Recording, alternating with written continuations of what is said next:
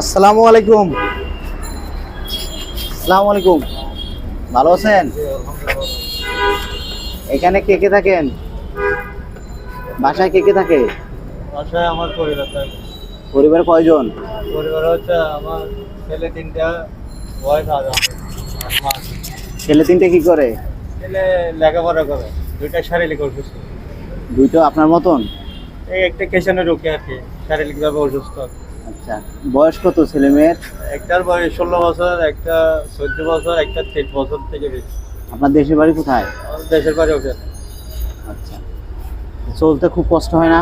কষ্ট হয়, সে বউ আগে চাকরি করতে অ্যাক্সিডেন্ট করে আমার মতো অসুস্থ হয়ে গেছে। আচ্ছা, আপনার বউ চাকরি করতো আগে, জি। এখন সবাই বসা, সবাই আপনি বসে। একা যা পান যা এটা পান। দিয়ে সংসার চলে। তো কষ্ট আচ্ছা, হয়।